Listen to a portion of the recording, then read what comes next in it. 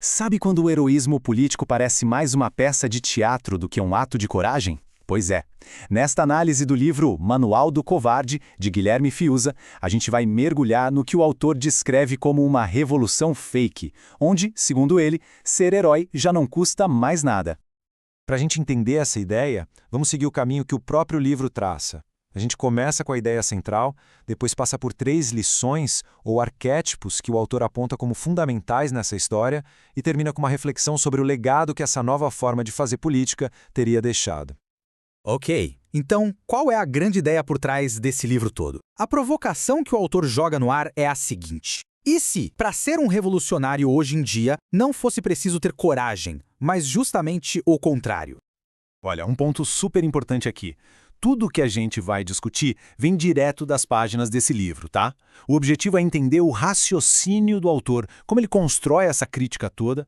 A tese principal do Fiuza é que estamos vivendo a primeira revolução fake da história.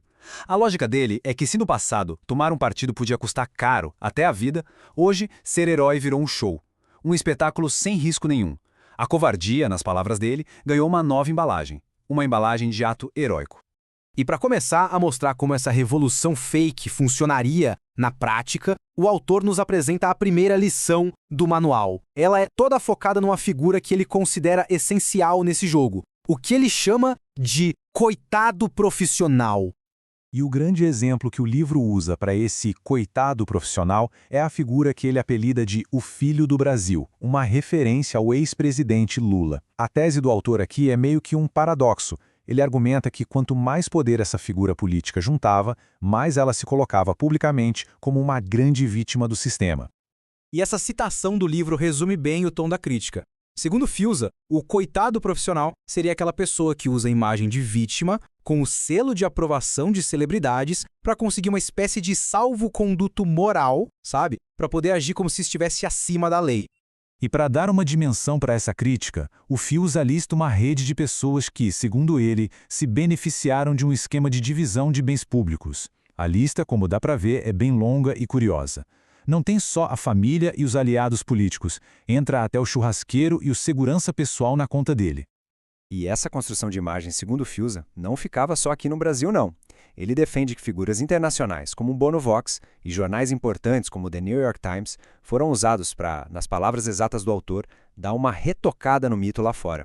Bom, se a primeira lição do manual era sobre uma figura individual, a segunda já parte para um evento coletivo, o impeachment da ex-presidente Dilma Rousseff.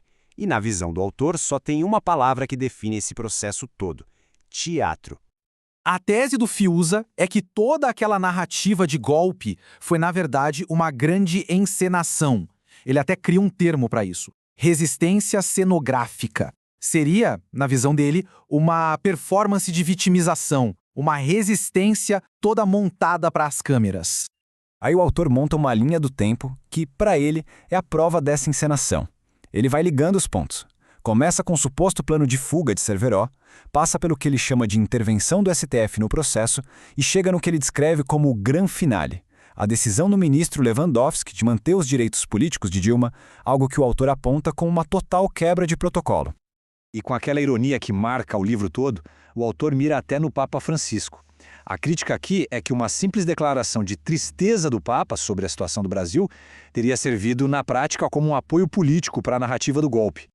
Para ilustrar o que ele vê como uma patrulha ideológica da época, o livro conta um caso específico.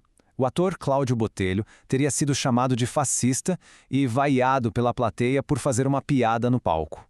Logo depois, segundo o livro, o músico Chibo Buarque teria proibido o uso de suas músicas na peça. Um ato que o Fiuza não hesita em chamar de censura. E tudo isso nos leva para a terceira e última lição do manual. Aqui, o autor descreve o que seria a jogada final para virar o jogo e reescrever a história: a reconstrução da virgindade política do grupo que tinha acabado de sair do poder. Para explicar isso, Fiuza argumenta que a tal da Operação Janoesly foi, na verdade, um escândalo criado artificialmente e com um propósito bem definido: tirar o foco do PT e jogar todos os holofotes no governo que assumiu. Basicamente, criar uma crise nova para apagar a crise antiga. O livro, então, descreve o que seria o passo a passo dessa suposta operação. Primeiro passo, A Lava Jato estava chegando perto do topo do PT. Segundo passo, para desviar a atenção, uma gravação clandestina de Temer é jogada na mídia. Terceiro passo, com base nessa gravação, vem uma acusação pesadíssima. E o quarto passo, em tempo recorde, o STF autoriza a investigação, virando o jogo midiático completamente. E é nesse ponto que o autor aponta o que para ele é a prova cabal da parcialidade, o famoso 2 pesos, 2 medidas.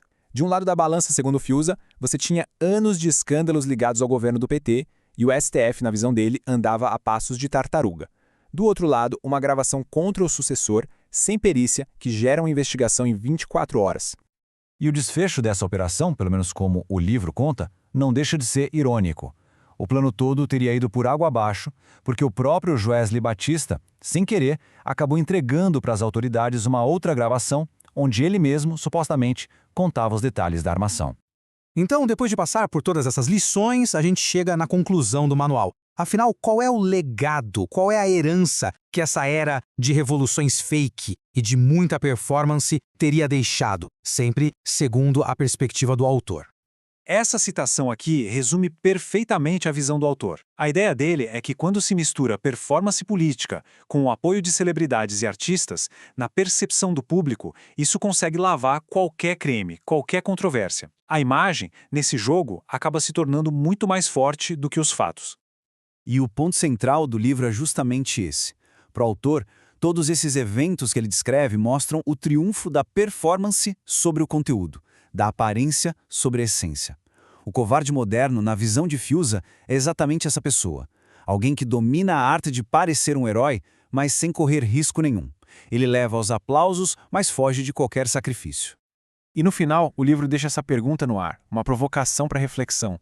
Quando a performance política toma o lugar da ação política de verdade, quais são as consequências para a sociedade? É um debate que, na visão do autor, continua mais vivo e relevante do que nunca.